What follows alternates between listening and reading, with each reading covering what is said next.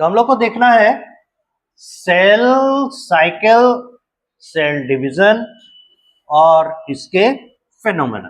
ठीक है, तो सेल पढ़ते पढ़ते हम लोग सेल का एग्जिस्टेंस बनाए रखने का रिक्वायरमेंट समझ चुके।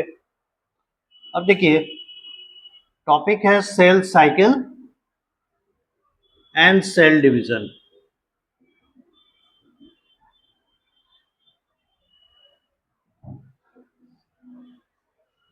दरअसल सेल साइकिल और सेल डिवीजन जो है ये हम लोग बहुत ज्यादा यूज करते हैं किसके लिए? यूकैरियोटिक सेल्स के लिए।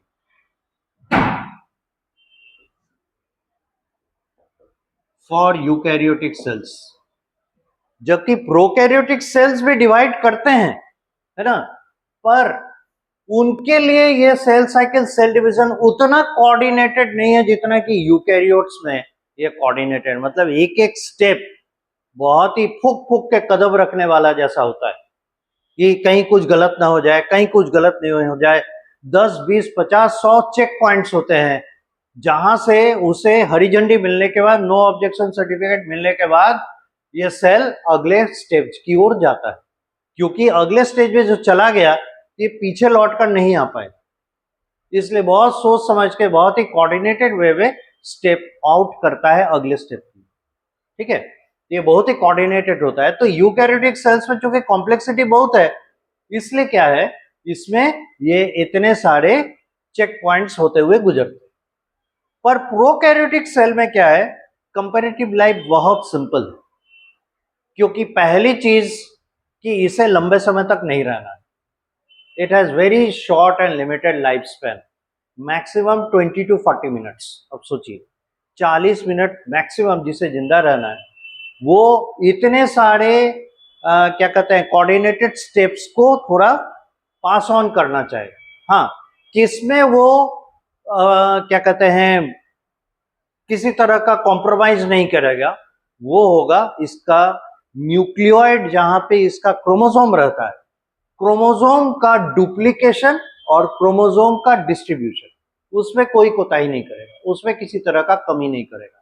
अदरवाइज क्या होगा, उसका क्रोमोसोम बदल जाएगा, और अगर क्रोमोसोम बदल गया वो तो ब्लूप्रिंट ऑफ लाइफ है, ये हानिकारक भी हो सकता है, फायदेमंद भी हो सकता है। और ये इतिहास गवाह है, जिसको जिस तरीके से हम लोग कहते हैं 99.9% केसेस में ये हानिकारक होता है। तो इसका तो एग्जिस्टेंस ही गायब हो जाएगा अगर वो अपने क्रोमोसोम को फेथफुली डिवाइड करके फेथफुली डिस्ट्रीब्यूट न कर पाए, तो इसका एग्जिस्टेंस गायब हो जाएगा। इसलिए वहां पे वो कोई चांस नहीं लेता, बहुत ही कोऑर्डिनेटेड वे में क्रोमोसोम को डिवाइड करता है।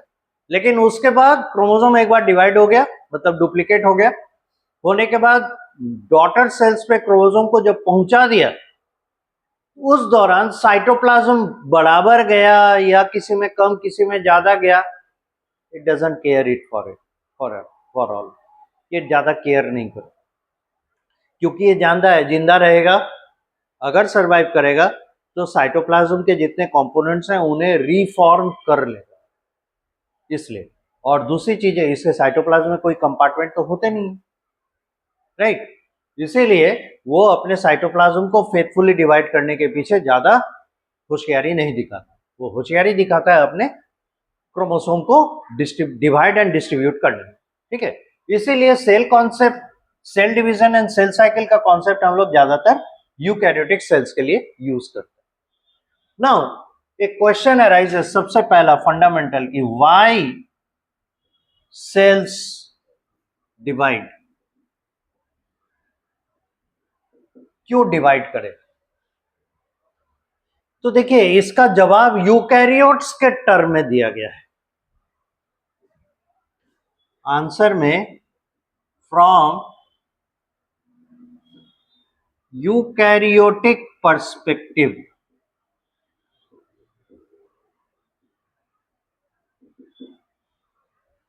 पहला रीजन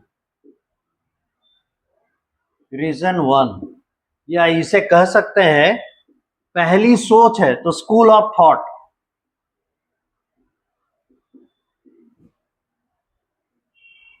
यानी कुछ विशेषज्ञ मानते हैं जिस रीजन को, वो है कि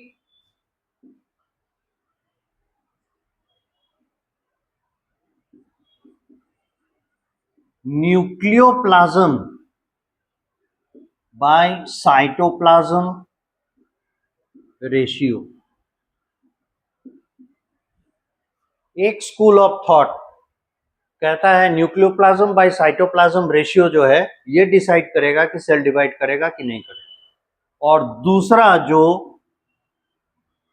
रीजन है, यानी ये सेकेंड स्कूल ऑफ थॉट है,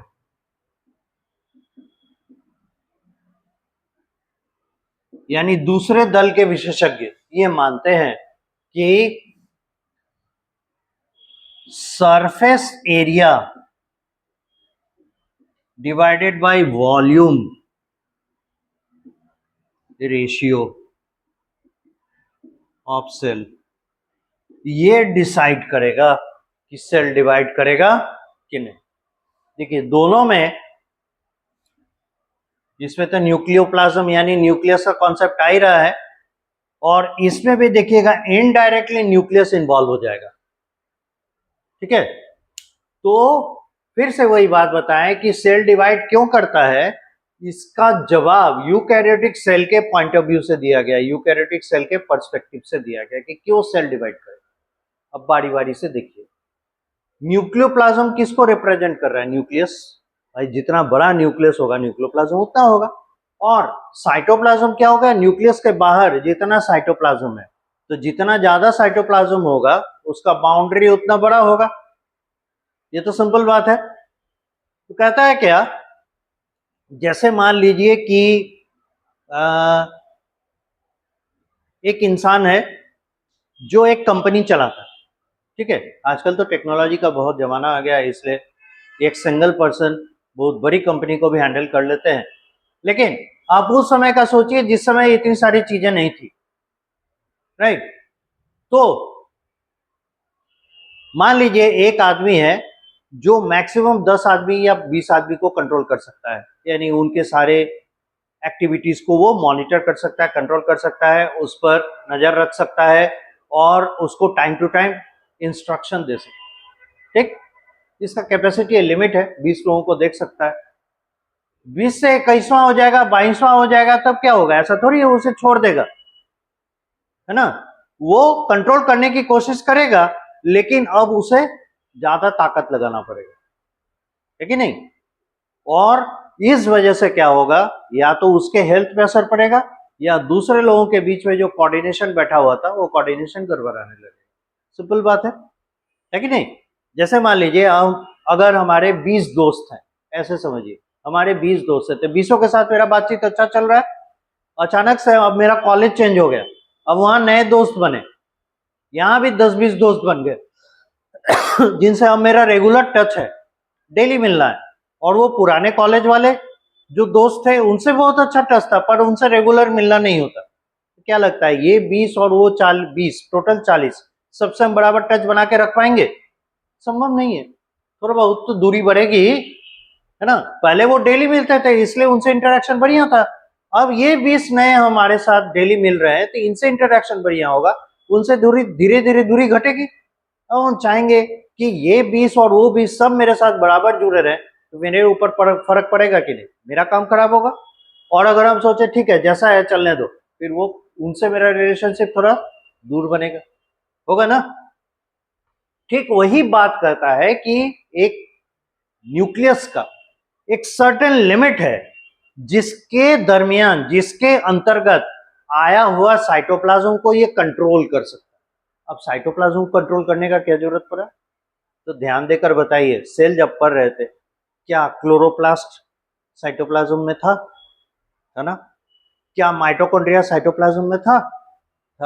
endoplasmic reticulum, Golgi complex, lysosome, ये सब कहां थे? साइटोप्लाज्म में। और आप बताइए तो प्रोटीन बनाने का इंफॉर्मेशन कौन पास करता है? न्यूक्लियस ही करता है ना।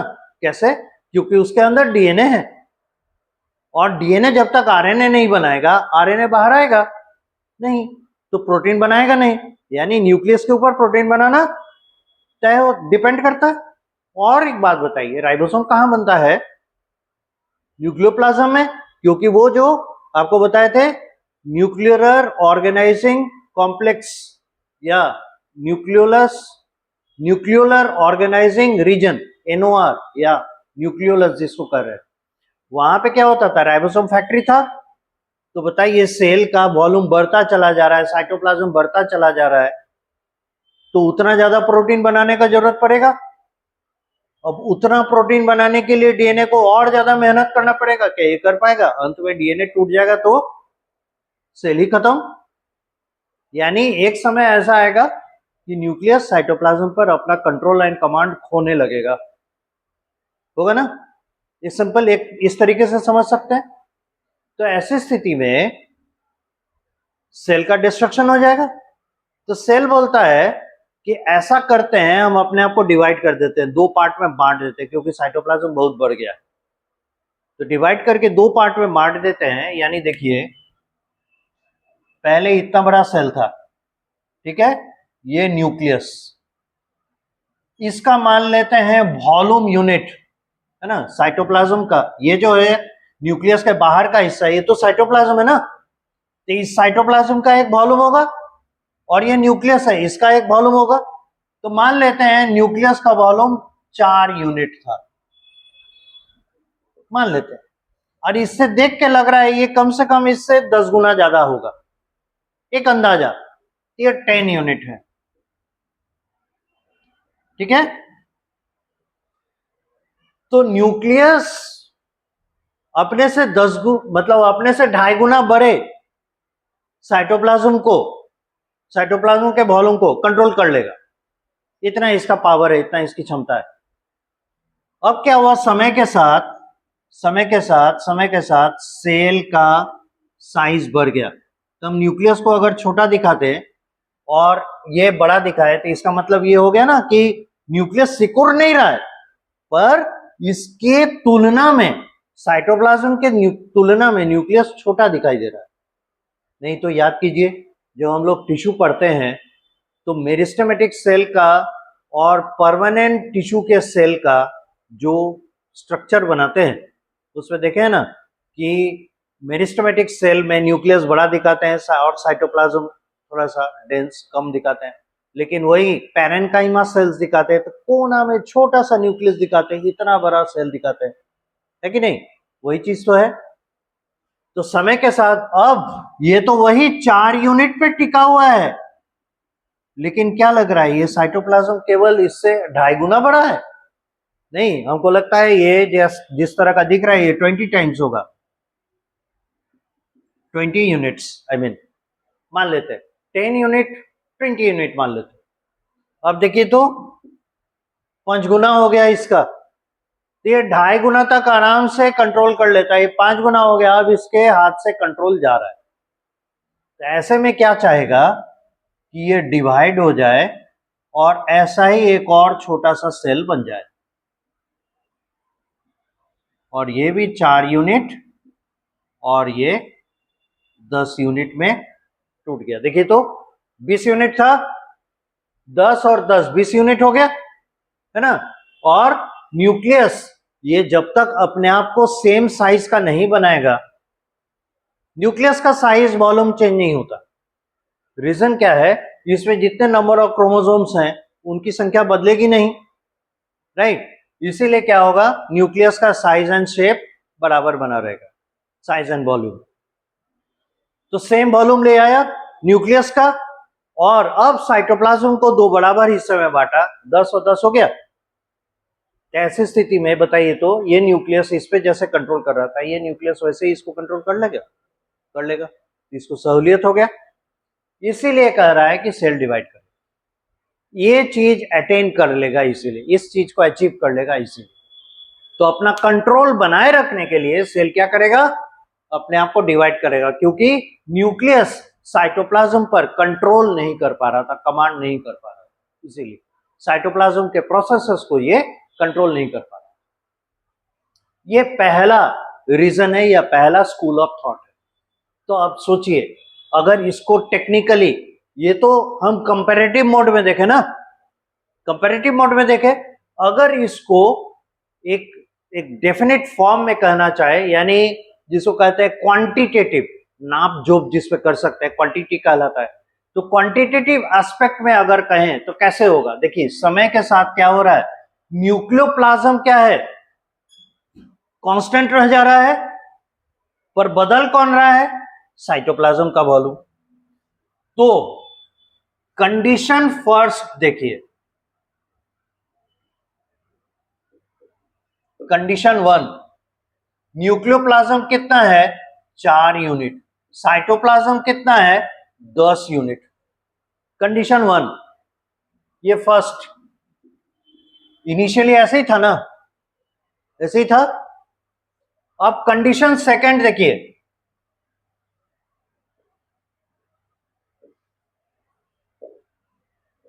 न्यूक्लियोप्लाज्म में कोई चेंज आया नहीं, 4 यूनिट ही रह गया। साइटोप्लाज्म बढ़ के कितना हो गया भाई, 20 यूनिट हुआ ना। और साक्षात देख रहे हैं कि इसको कंट्रोल नहीं कर सकता, इसलिए डिवाइड किया। यानी आप यहां पर देखेंगे तो क्या पाएंगे, जितना मतलब जितना वैल्यू आने वाला था, नया वाला जो रेशियो है, इसका वैल्यू इससे बड़ा होगा या छोटा होगा, सिंपल मैथ्स है। अभी जो वैल्यू आने वाला है इससे, वो वैल्यू इससे बड़ा होगा या छोटा होगा, समय लेके सोच के बताइए। छोटा होगा। क्यों बताइए, तो हमारा नॉमिनेटर तो सेम रह गया, पर डिनोमिनेटर बढ़ गया। डिनोमिनेटर बढ़ गया तो वैल्यू क्या होगा, घट जाएगा। तो कहता है अगर आपको दे दे न्यूक्लियोप्लाज्म बाय साइटोप्लाज्म रेशियो, तो आप कहेंगे कि अगर ये रेशियो घटने लगे तो cell will tend to divide. समझ में आ गया क्यों इसको ऐसे लिखते हैं, यहां तक नोट कीजिए। और ये सिचुएशन फर्स्ट और ये सिचुएशन सेकंड कर लीजिए, और ये हो गया रिजल्ट। ठीक है, और इसका रीजन ये लिखिएगा।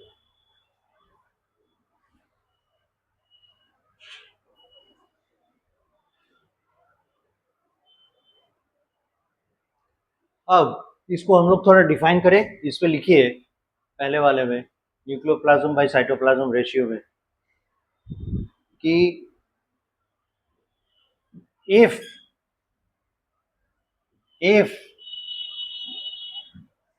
the nucleoplasm by cytoplasm ratio, if the nucleoplasm by cytoplasm ratio reduces, if nucleoplasm by cytoplasm ratio reduces, then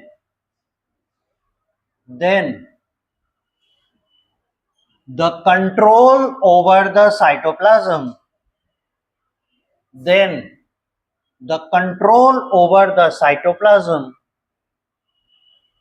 by the nucleus becomes difficult. By the nucleus becomes difficult. So, full stop to that. So, to get back its control, so to get back its control,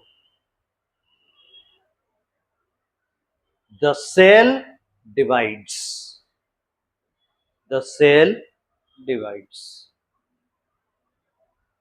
यानी इसका base point क्या हो जाएगा कि अगर nucleoplasm by cytoplasm ratio dip करेगा, घटेगा, तो सेल डिवीजन की ओर जाएगा। गुड। नाउ हम लोग दूसरा स्कूल ऑफ थॉट देखते हैं, कहता है surface area by volume ratio of cell. ये डिसाइड करेगा कि सेल डिवीजन करेगा कि नहीं करेगा, राइट।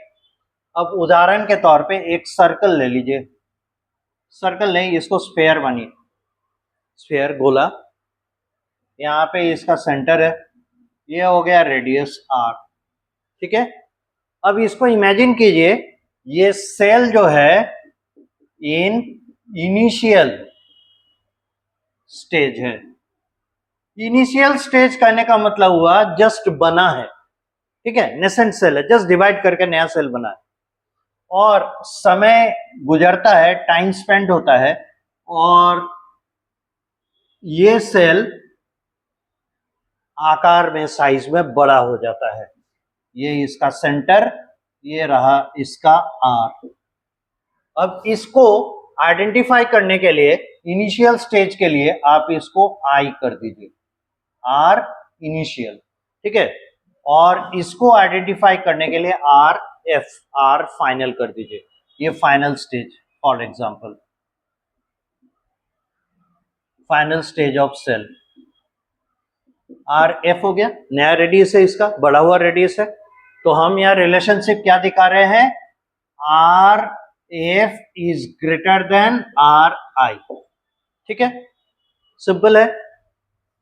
अब देखिए, तो पहले कंडीशन में इसका स्फीयर का surface area 4 pi R square, ये सरफेस एरिया हो गया,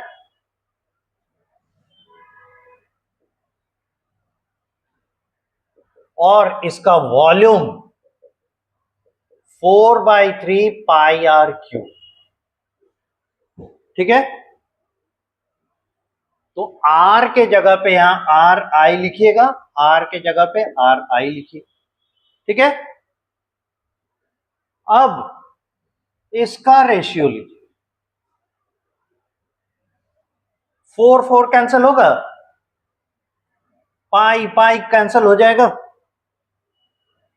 यहां क्या बचेगा, आर आई बचेगा, यहां 3 टाइम्स है, यहां 2 टाइम्स है, तो यहां नीचे आर आई बच जाएगा। तो surface area by volume ratio क्या दिख रहा है, 1/3 आर आई, ये आ गया। ये first case, initial stage, first condition या इनिशियल कंडीशन।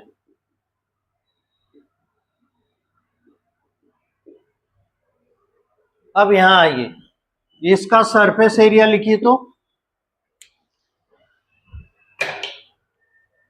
इसका सरफेस एरिया लिखिए, तो क्या आएगा, 4 पाई आर एफ, एफ है ना, एफ उसका स्क्वायर, और इसका वॉल्यूम लिखिए, तो 4/3 पाई आर एफ का क्यूब। सिमिलरली यहां भी surface area by volume ratio आ जाएगा 1/3 आर एफ, ये आ जाएगा। ये हो गया कंडीशन फाइनल, ठीक है। इस S A Y V O L इसको मान लेते हैं एक्स, और ये फाइनल कंडीशन है, एक्स फाइनल, और इसको हम लोग मान लेते हैं एक्स इनिशियल, एक्स आई। अब हम क्या करते हैं, कंपेयर करना चाह रहे हैं ना, तो X initial by X final जरा लिखिए, तो क्या आएगा, 1/3 R I divided by initial है ना, और फाइनल में 1/3 आर फाइनल, ठीक है। तो यहां चलिए, X I by X F equal to क्या आया, ये 1/3 कैंसिल हो जाएगा, अब ये नीचे और ये ऊपर चला जाएगा, है ना, तो आर एफ बाई आर आई।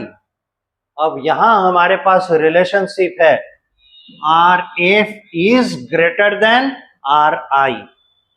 तो अगर इनिशियल और फाइनल के बीच में हम कंपेयर करें तो क्या निकल कर आता है कि ये ग्रेटर देन 1 है ना, इसको ऐसे लिख सकते हैं, R X I by X F is greater than 1, clearly greater than 1। तो आप इसको this implies to X I is greater than X F लिख सकते हैं। लिख सकते हैं।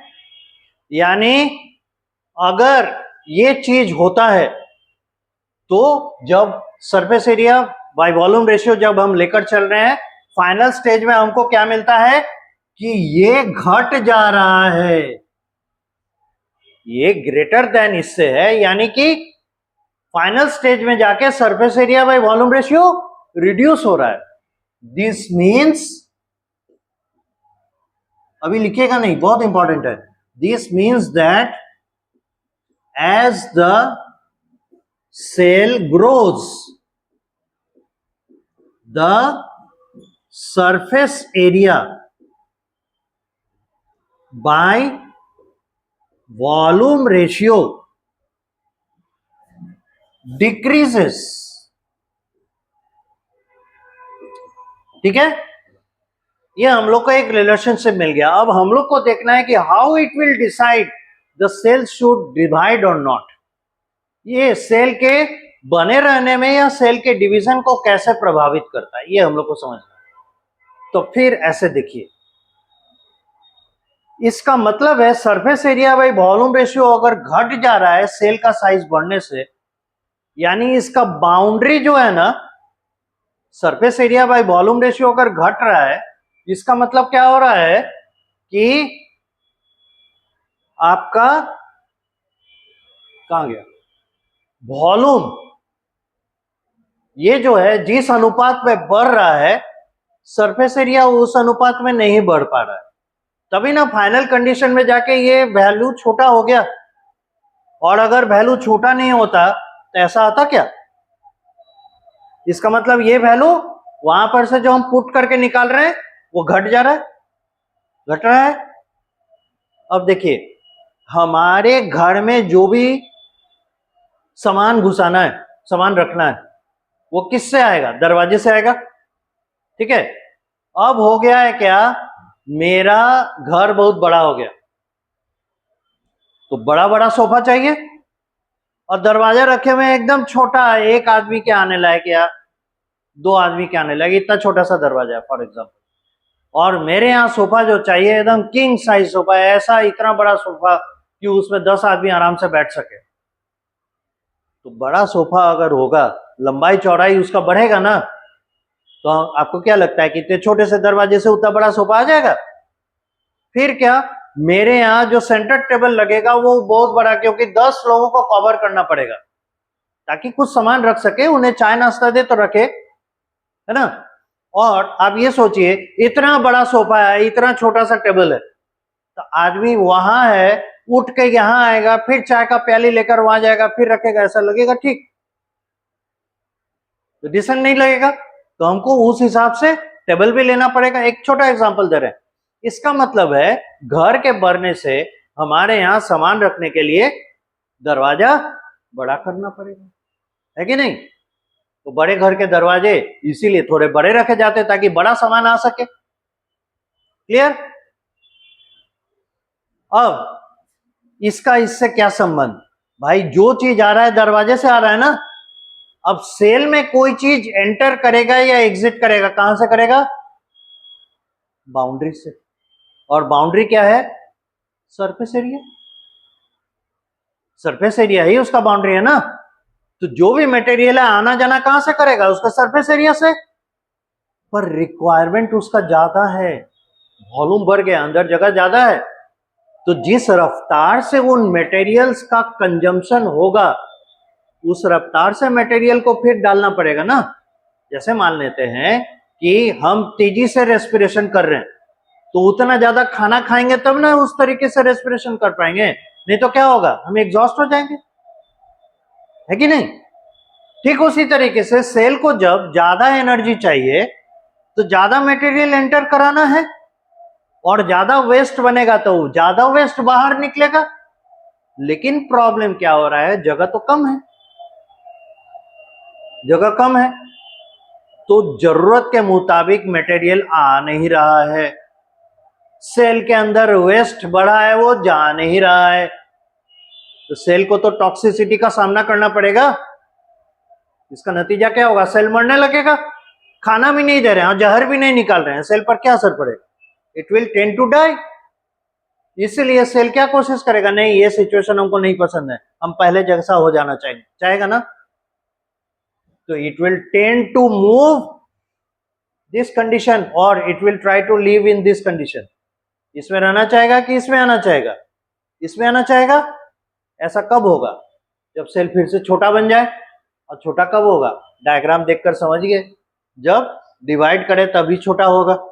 इसलिए अपने सरफेस एरिया को थोड़ा बड़ा करने के लिए वॉल्यूम के रेस्पेक्ट में सेल शुड डिवाइड। समझ में आया? तो ये न्यूक्लियस को ही in the meantime indirect way में लेके आ रहा है। भाई सेल का जरूरत है, ये डिसाइड कौन कर रहा है, न्यूक्लियस। सेल में वेस्ट बना, इसे बाहर निकालो, कौन डिसाइड कर रहा है, न्यूक्लियस। तो इसीलिए अल्टीमेटली क्या हो रहा है, ये न्यूक्लियस ही है जो कि डिसाइड कर रहा है सेल डिवाइड करेगा कि नहीं। अब सेकेंड स्कूल ऑफ थॉट उसी बात को कर रहा है, लेकिन क्या है, घुमा कर कर। वो सीधे सीधे कह रहा था तो वो बात उतनी समझ में नहीं आ रही थी, ये पूरी तरह से एक्सपैंड करके एक्सप्लेन कर रहा है उसको। ये बात हमारे समझ में अच्छे से आ रही है, लेकिन इतना आसान नहीं था, ये थोड़ा कॉम्प्लेक्स था। इसीलिए कैलकुलेशन जानना हमारे लिए जरूरी था कि देखिए भाई, क्वांटिटेटिव वाइज हिसाब किताब करके, जोड़ घटाव करके हम दिखा रहे हैं मैथमेटिकली कि जब हमारा सेल का नया surface area by volume ratio आता है, वो पहले से छोटा हो जाता है। और इसीलिए सेल को डिवाइड करना जरूरी है, ताकि मटेरियल्स आसानी से आ जा सके और वेस्ट बाहर निकल सके। बात समझ में आ गई? अब इसको यहां तक नोट कीजिए, फिर उसके बाद आगे बढ़ते हैं।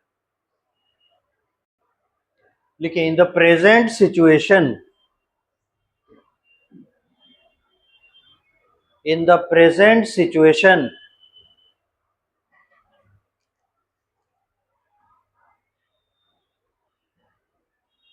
it is in the present situation it is observed that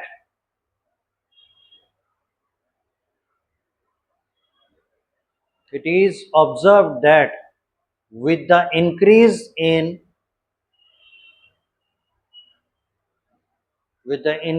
in size of the cell, with the increase in size of the cell,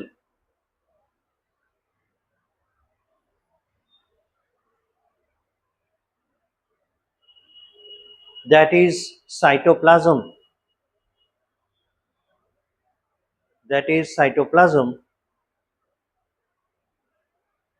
the surface area by volume ratio,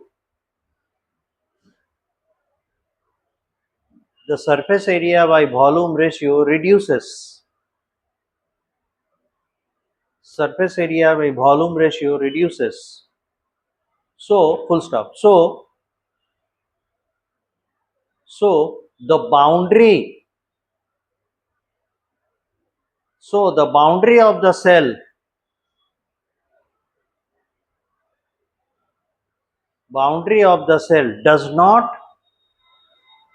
does not expand. So the boundary of the cell does not expand to that tune,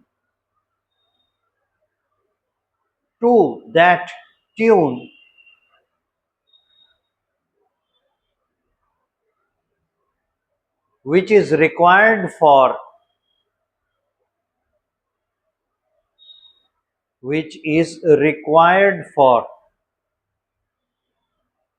effective effective transport,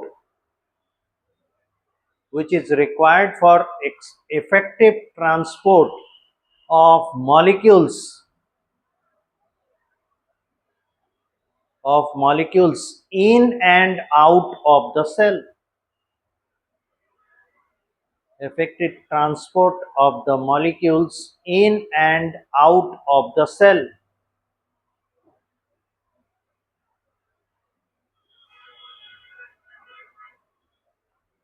This creates, full stop, this creates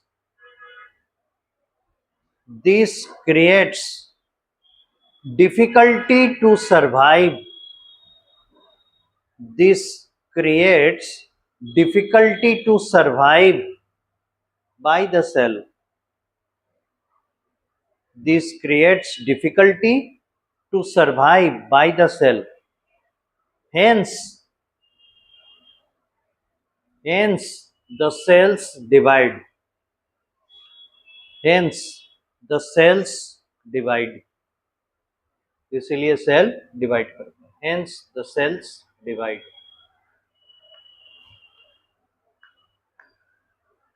ठीक है, clear हो गया. Why should cells divide? This is the reason why the cells should divide. अब है cell division तो होगा, ये तो तय हो गया. और किन कंडीशंस में, किन सर्कमस्टेंसेस में सेल डिसाइड करेगा कि हमको डिवाइड करना है, ये भी पता चल गया. अब आते हैं सेल डिवीजन क्या सेल के लाइफ में इंपॉर्टेंस रखता है. तो आप देखे हैं पहले वाले डायग्राम में कि सेल फिर से पहले जैसा हो जा रहा है. दूसरे वाले में भी देखें कि सेल अपने आप को जब डिवाइड कर रहा है तो आकार प्रकार में न्यूक्लियस और साइटोप्लाज्म का जो वॉल्यूम है उस पर्सपेक्टिव से भी अगर हम देखते हैं तो सेल्स क्या करते हैं, अपने आप को पहले जैसा, पुराने जैसा बना लेता है, कर लेता है ना. तो इसका मतलब ऐसा नहीं है कि सेल अपने आप को रिसाइकिल कर रहा है पहले कंडीशन में.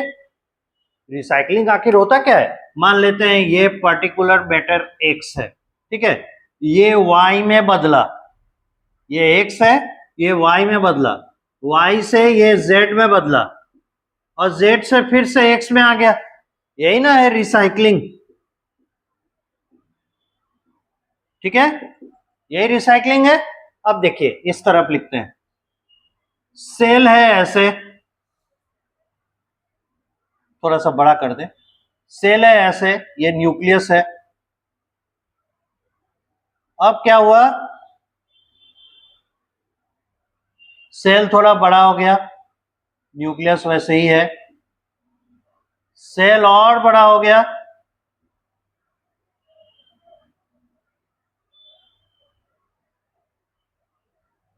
सेल के कंपैरिजन में न्यूक्लियस छोटा लग रहा है. अब ये उस सिचुएशन में आ गया, व्हाई शुड सेल्स डिवाइड, दोनों. अब ये क्या कर रहा है,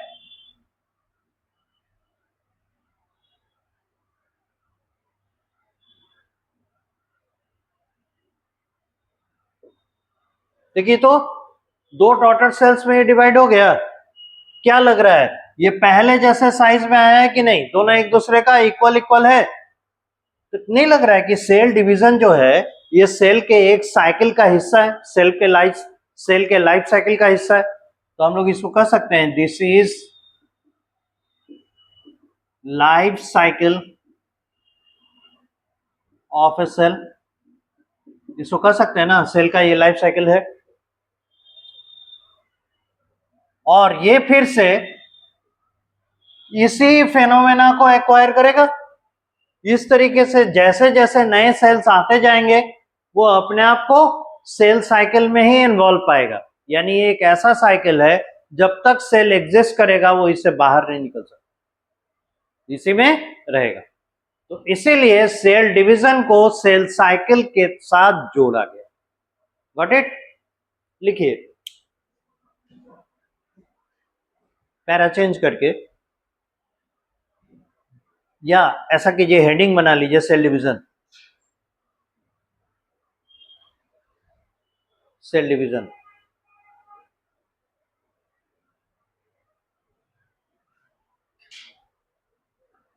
from the given below figure, from the given below figure,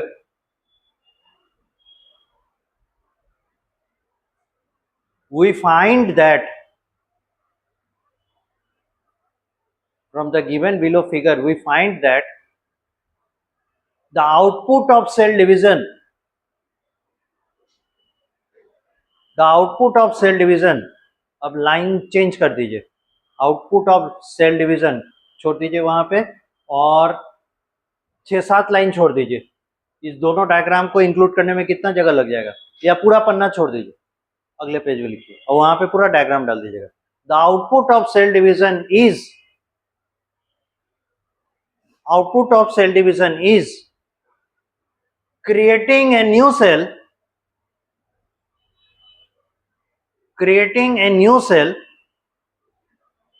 just like before.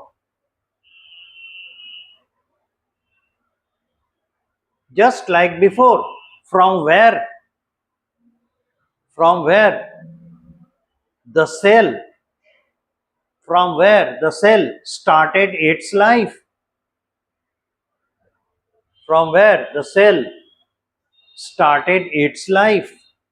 Full stop. Therefore we associate cell division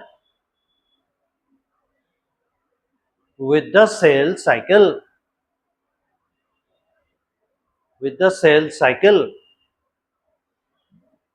Because it is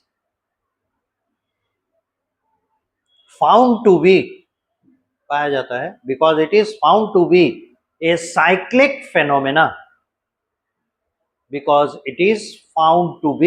a cyclic phenomena. Full stop. अब diagram put कर दीजिए. चलिए, इसका मतलब हो गया कि सेल डिवीजन जो है वो सेल साइकिल के अंतर्गत का हिस्सा है.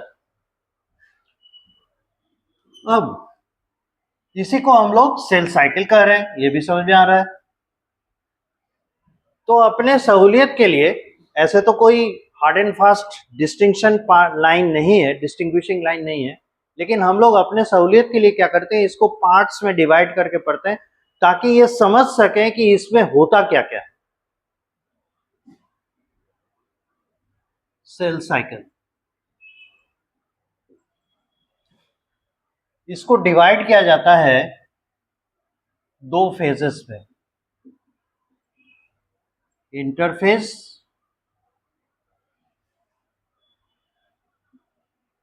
M phase. ठीक है. इंटरफेस को फिर डिवाइड करते हैं G1 फेज, एस फेज और G2 फेज में. दो हिस्से में बांटते हैं, G1 फेज, एस फेज और G2 फेज. और एम फेज इसे बांटते हैं प्रो फेज, मेटा फेज, एना फेज, टेलो फेज. चार हिस्से में बांट लिया जाता है, प्रो फेज, बेटा फेज, एना फेज और टेलो फेज. ठीक है. अब ये एम जो है ये डिपेंड करेगा क्या कि कहां पे हो रहा है. M phase depends upon the type of cell in which cell cycle is going on. और उस बेसिस पे ये एम फेज दो तरह का होता है, माइटोसिस और दूसरा है मियोसिस. अब माइटोसिस कहां होगा? माइटोसिस होगा happens in somatic cells.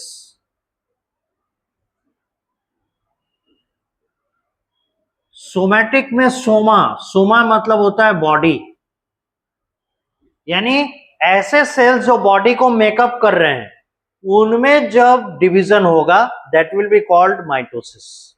Right. Meiosis ये किस में होगा? हैपेंस इन द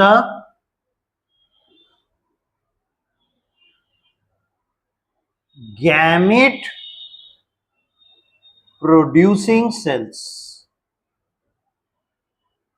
यानी जो गैमेट प्रोड्यूस करने वाले हैं उन सेल्स में जो डिवीजन होगा ताकि गैमेट बन सके, उनमें होगा मियोसिस, अदरवाइज माइटोसिस हो।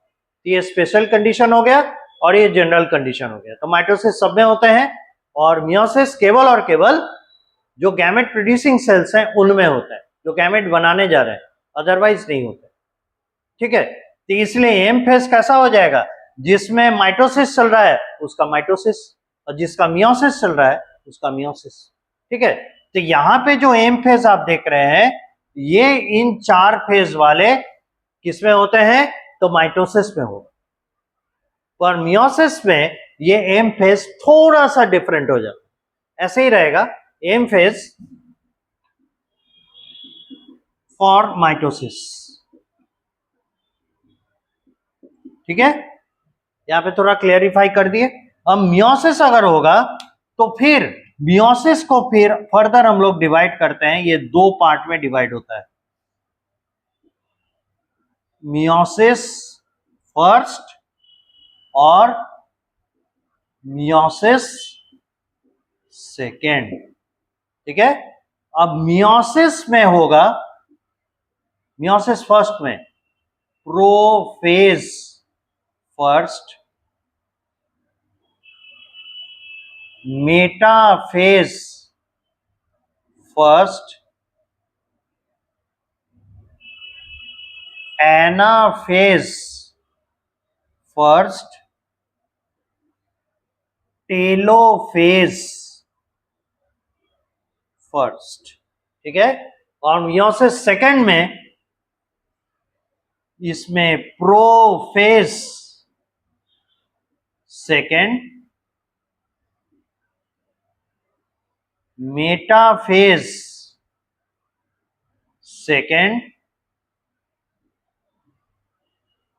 एनाफेज सेकेंड और टेलोफेज सेकेंड, ऐसे होगा। ठीक है, फिर थोड़ा सा परेशानी है, ये प्रोफेज फिर 4 हिस्से में बंटता है।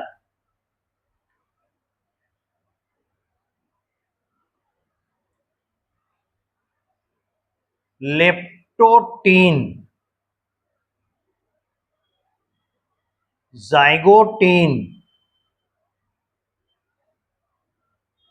पैकीटीन, डिप्लोटीन एंड डायाकाइनेसिस। तो मियोसिस 1 इस दृष्टिकोण से बड़ा लंबा फेज है। ठीक है, और उसमें भी प्रोफेज 1 सबसे लंबा है और ओवरऑल मियोसिस में अगर देखा जाए तो सबसे लंबा फेज प्रोफेज फर्स्ट है। ठीक है, उसके बाद सब छोटे छोटे फेजेस है, जल्दी जल्दी निपट जाते हैं। सिर्फ जो टाइम लगता है इसी में टाइम लगता है। और मियोसिस जितना इंपॉर्टेंट है ना, जितने ध्यान से हम लोग पढ़ते हैं उतने ही ध्यान से, सॉरी माइटोसिस जितने ध्यान से पढ़ते हैं उतने ही ध्यान से हम लोग मियोसिस भी पढ़ते हैं, बल्कि इसमें ज्यादा कॉन्सेंट्रेट करने की आवश्यकता होती है। तो ये है सेल साइकिल का डिस्ट्रीब्यूशन, इसको पहले नोट कीजिए, उसके बाद फिर हम लोग आगे बढ़ेंगे। तो आप क्या कीजिएगा, ऊपर से नीचे ऐसे लगातार बढ़ते जाइएगा, है ना, हमारे पास जगह कम है। अब यहाँ हम लोग को डिस्कस करना है, या एक बार ऐसा करें, इसको एक साइकिल के फॉर्म में देखें।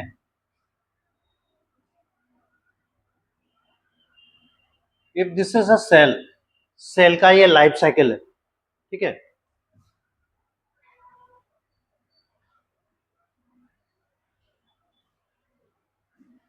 ये यहां से लेकर यहां तक है इंटरफेस,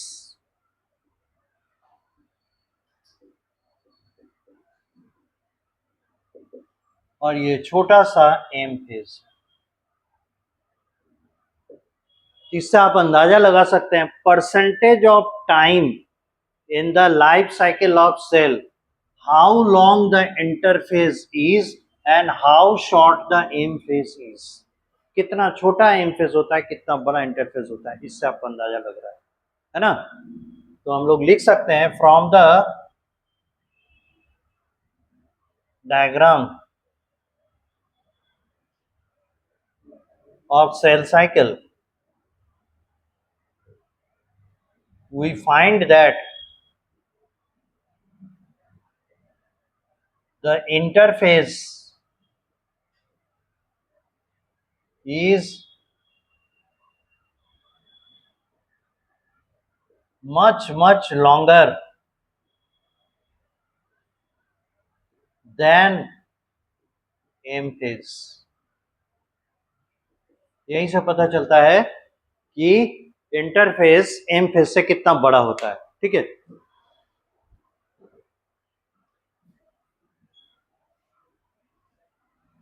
अब यहां पर जो कुछ शॉर्ट में लिखा हुआ था G1 phase, M phase, G2 phase, उसको डिपिक्ट करते हैं, उसको थोड़ा एक्सपेंड करते हैं कि ये हैं क्या और इनमें क्या क्या एक्टिविटीज होंगी इन शॉर्ट. तो फिर से अगर हम लोग इसको बनाएं, ये अगर सेंटर है, हाँ,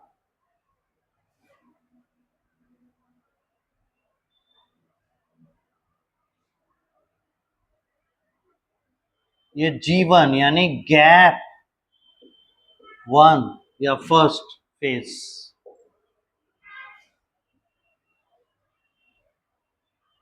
ये S यानी सिंथेटिक फेज, और ये G सेकेंड यानी गैप सेकेंड फेज. ठीक है. अब विभिन्न कार्यक्रम जो यहां होने वाले हैं वो देखिए. क्या हुआ कि सेल अभी अपना लाइफ यहां से शुरू किया है, तो डॉटर सेल बना था, याद है पहले डायग्राम में देखें, तो पहले वाले इस डॉटर सेल को लेकर चल रहे हैं. ये गैप 1 फेज में क्या करेगा, साइटोप्लाज्मिक वॉल्यूम इंक्रीज करेगा गैप 1 फेज पे, न्यू मॉलिक्यूल्स फॉर्म और सिंथेसाइज्ड.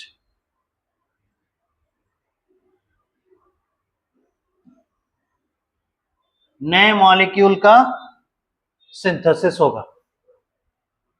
ठीक है. और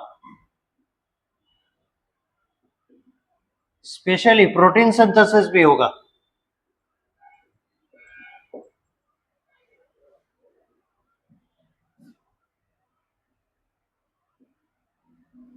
प्रिपरेशन चलेगा, प्रिपरेशन फॉर डीएनए रेप्लिकेशन, तैयारी होगी. और आप जानते हैं क्रोमोसोम मतलब डीएनए, डीएनए मतलब क्रोमोसोम. क्यों? क्योंकि क्रोमोसोम का मेन मॉलिक्यूल डीएनए ही है. उसको सिर्फ सजा के, ताकि टूट ना जाए, हानि ना पहुंचे, इसीलिए प्रोटीन का सहारा लेते हैं और प्रोटीन के सहारे उसे सजा गुजा कर रखते हैं. तो अगर हम कह रहे हैं डीएनए रेप्लिकेशन यानी क्रोमोसोम रेप्लिकेशन, लेकिन एक बात यहां ध्यान रखना है, ये ऐसा रेप्लिकेशन प्रोसेस है जिसमें क्रोमोसोम की संख्या नहीं बढ़ती, ये याद रखना है. इसलिए हम लोग डिस्टिंक्शन करके चलते हैं इस जगह के. देखिए भाई, डीएनए डुप्लीकेट हो रहा है, डीएनए डबलिंग हो रहा है, लेकिन क्रोमोसोम का नंबर जो डबल हो जाएगा ऐसा नहीं है, क्रोमोसोम वही के वही रहेगा, क्रोमोसोम नंबर डजंट चेंज. इसीलिए साफ तौर पे यहां लिख देते हैं कि preparation for DNA replication, not the chromosome, ये याद रखें. अब एस फेज, सिंथेटिक फेज, यहां क्या होने वाला है, यहां होगा डीएनए रेप्लिकेशन. यहां डीएनए रेप्लिकेशन होगा without changing the number of chromosomes.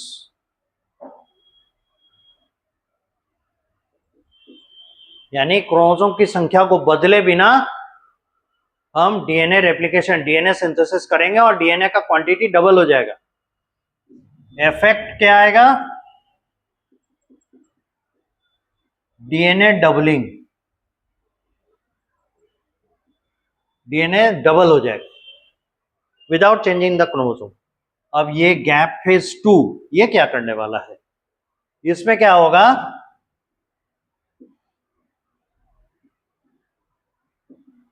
Protein tubulin synthesis, और हां इसमें एक और चीज, सेंट्रोसोम डिवीजन। एनिमल सेल है तो इसमें सेंट्रोसोम डिवीजन होगा और 2 सेंट्रोसोम बन जाएंगे एक से। अब देखिए यहां हो रहा है ट्यूब्यूलिन, अगर microfilament, intermediate filament and microtubule, वो जो साइटोस्केलेटन के कंपोनेंट्स हैं उनको पढ़ाए थे, अगर ध्यान में होगा तो आपको याद आएगा ट्यूब्यूलिन। ट्यूब्यूलिन क्या था? माइक्रोट्यूब्यूल का कंपोनेंट था। ये वो प्रोटीन है जिससे माइक्रोट्यूब्यूल बनते थे, ठीक है। और डीएनए रेप्लिकेशन के दौरान, डीएनए रेप्लिकेशन के बाद सेल डिवीजन के दौरान, आई मीन टू से, इन माइक्रोट्यूब्यूल्स का जरूरत पड़ता है। और याद कीजिए वो एक शेप का जो क्रोमोसोम बनाए थे, जो दोनों साइड में काइनेटोकोर बनाए थे, तो बोले थे ना काइनेटोकोर से आकर एक धागा चिपकेगा, दैट धागा इज माइक्रोट्यूब्यूल का फिलामेंट, जिसे हम लोग वहां कहते हैं स्पिंडल फाइबर। और उस स्पिंडल फाइबर का जो कंपोजिशन है वो माइक्रोट्यूब्यूल होता है, और माइक्रोट्यूब्यूल बनता है ट्यूब्यूलिन प्रोटीन से। इसीलिए यहां गैप फेज 2 में ट्यूब्यूलिन प्रोटीन का सिंथेसिस होता है, ठीक है। इसके अलावा और क्या होता है? Preparation for sale division. अब सेल डिवीजन यानी एम फेज, इसकी तैयारी होती है इस गैप फेज 2 में। तो याद रखिएगा एस फेज की तैयारी किसमें होता है? G1 फेज में। और एम फेज की तैयारी किसमें होती है? G2 फेज में। तो G1 और G2 तैयारी करने के लिए है, और एस फेज डीएनए सिंथेसिस करने, ठीक है। अब ये पहुंचेगा कहां से? ये चला चला चला यहां पहुंचा, ये चला चला अब यहां पहुंचा, अब ये चलकर कहां पहुंचेगा? एम फेज में। This is M phase. अब इस एम फेज को हम लोग डिवाइड करेंगे।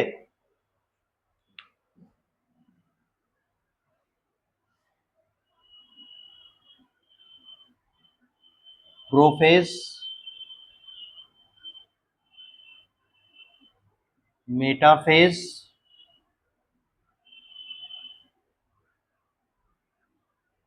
एनाफेज,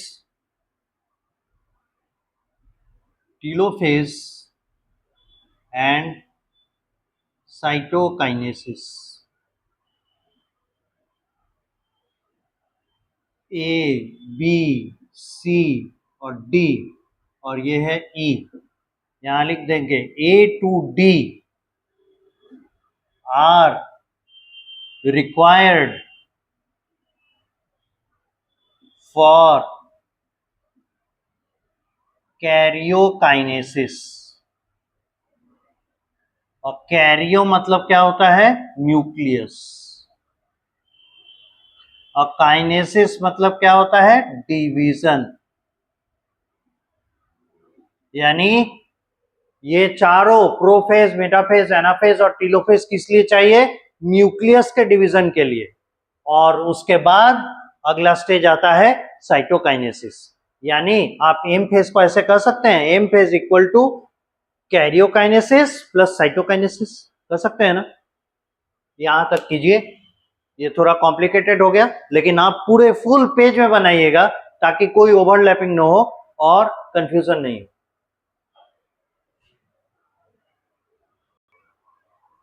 ये जो इंटरफेस है ना, इंटरफेस इक्वल्स टू, आप लिख दीजिएगा G1 plus S plus G2, face face face, तब यहाँ पे सही से आएगा, है ना। क्योंकि हम लोग वहां पे तो लिखे नहीं है कहाँ से कहाँ तक इंटरफेस है, कहाँ से कहाँ तक इनफेस। इनफेस तो यहाँ मेंशन किए हैं, इंटरफेस वहां नहीं कर पाए, अब घचपच हो जाएगा, इसीलिए बेटर है आप यहाँ पे लिख दीजिएगा इंटरफेस बराबर G1 एस और G2। अब वहां क्या क्या हो रहा है वो चीज आ जाएगा। ये फिगर 1 करके डाल दीजिएगा, ये लिखिएगा the stages in a cell cycle. तो सेल साइकिल में क्या क्या स्टेजेस होते हैं वो यहां बता रहे हैं। और फिगर 2 यहां बताएंगे functions functions occurring in interphase of a cell cycle and stages in an M phase. Interphase में क्या क्या कार्यक्रम चलता है वो हम बता रहे हैं इसमें, इस फिगर के दौरान द्वारा, और एम फेज के डिस्ट्रीब्यूशन को बता रहे हैं। ठीक है, ये फिगर का नाम देना जरूरी होता है। अब कीजिए पूरा। तो हम लोग देखना चाहेंगे इंटरफेस के स्टेज में कोई सेल कैसा दिखाई देता है, और एक यहां पे इंपॉर्टेंट कंक्लूजन भी ड्रॉ करेंगे कि from the given diagram we can say that the M phase is equal to karyokinesis plus cytokinesis.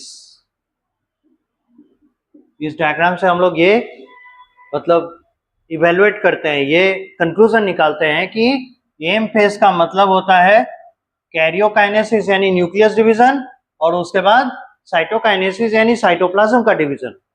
ये हो गया डिवीजन ऑफ न्यूक्लियस, और ये हो गया डिवीजन ऑफ साइटोप्लाज्म। क्लियर। और दूसरा इंपॉर्टेंट इंफॉर्मेशन या कंक्लूजन हम लोग ड्रॉ करते हैं, ऑलवेज न्यूक्लियर डिवीजन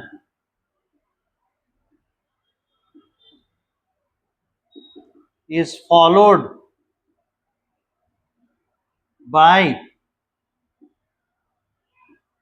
cytoplasmic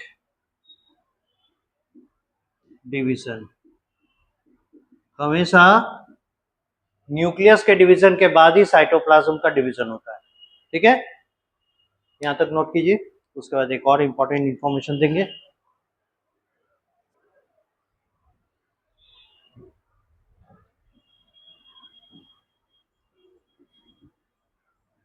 कुछ कंडीशंस ऐसे होते हैं जिसमें माइटोसिस हो रहा होता है, ये भी ठीक है, उसमें कैरियोकाइनेसिस भी हो जाता है, ये भी ठीक है, साइटोकाइनेसिस नहीं होता। नतीजा क्या होगा, हर सेल साइकिल के दौरान उसमें न्यूक्लियस का डिवीजन हो रहा है, यानी न्यूक्लियस की संख्या बढ़ती चली जाएगी, लेकिन साइटोप्लाज्म की मात्रा बढ़ेगी, डिवीजन नहीं होगा, तो साइटोप्लाज्म वही का वही रहेगा।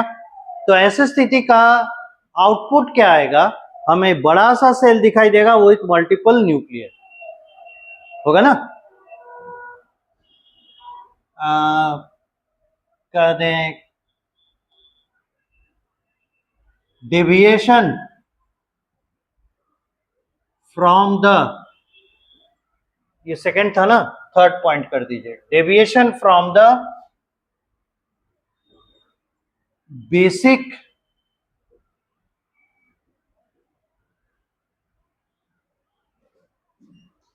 Basic method of cell division, यानी M phase,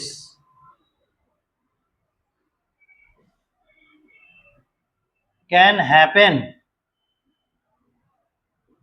in many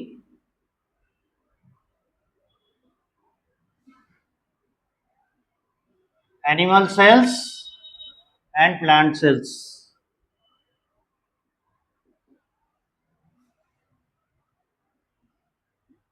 In them, the nucleus divides,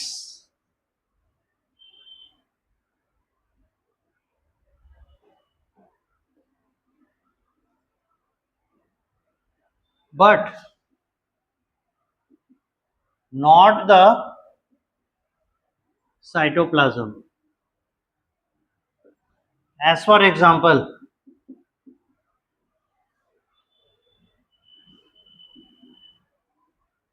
the ovule, आप देखेंगे जो हम लोग पढ़ेंगे रिप्रोडक्शन इन फ्लावरिंग प्लांट्स, उसमें फीमेल गैमेट को कंटेन करता है जो स्ट्रक्चर, वो कहलाता है ओव्यूल। 10th में थोड़ा पढ़े ही होंगे। इसमें क्या होता है, it is in 7 celled stage with 8 nuclei। ये सिंगल सेल है जो 7 सेल्ड स्टेज में रहता है और 8 न्यूक्लियस रहते हैं, और इसका स्ट्रक्चर हम लोग बनाते हैं ऐसे।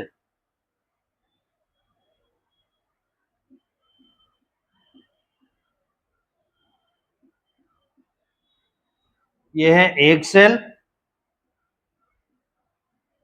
ये दोनों है सिनर्जिड्स, ये तीनों हैं एंटीपोडल सेल्स,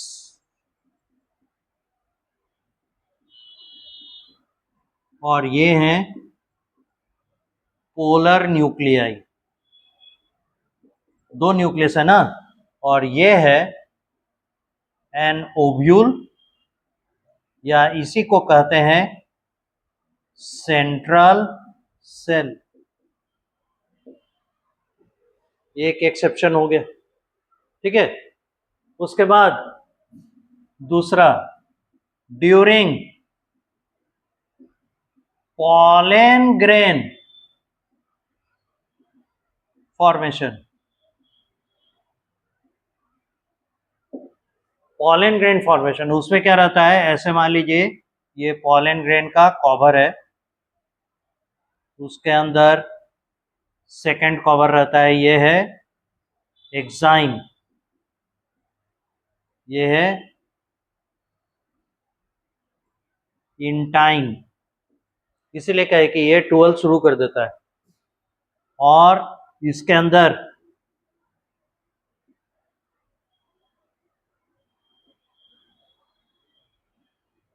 ये वेजिटेटिव न्यूक्लियस, ठीक है, और ये दोनों जेनरेटिव न्यूक्लियस, ये है पॉलन ग्रेन। इसके फॉर्मेशन के दौरान भी ऐसा होता है, ठीक है। तीसरा एग्जांपल लेते हैं, the cells of skeletal muscle, it has multiple nuclei, और इसके कंडीशन को हम लोग क्या कहते हैं, याद है, बोलिए। मल्टी न्यूक्लिएटेड कंडीशन रहता है तो सिंसाइटियम कंडीशन, SYNCITIUM TIUM, सिंसाइटियम कंडीशन। बढ़े हुए हैं, आपको कई जगह पे ऐसे एग्जांपल्स मिलेंगे।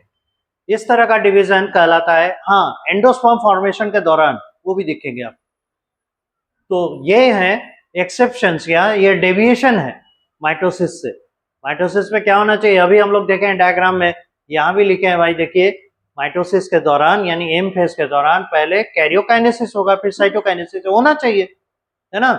और साइटोकाइनेसिस फेथफुली होता है तभी हम लोग इसको क्या कहते हैं भाई, ये यूकैरियोटिक सेल का डिवीजन है। नहीं तो प्रोकैरियोटिक सेल और यूकैरियोटिक सेल के डिवीजन में कोई अंतर हमको साफ साफ नहीं दिखेगा। लेकिन ये प्रोकैरियोटिक का थोड़ा सा मेथड मोड एडॉप्ट करता है कहीं कहीं, तो वहां पे न्यूक्लियर डिवीजन तो हो जाता है, साइटोप्लाज्म डिवाइड या तो करता है या ठीक से नहीं करता।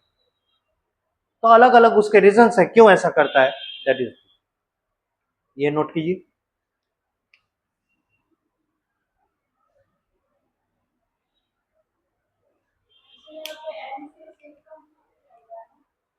नहीं, वहीं तक है, हो गया पूरा।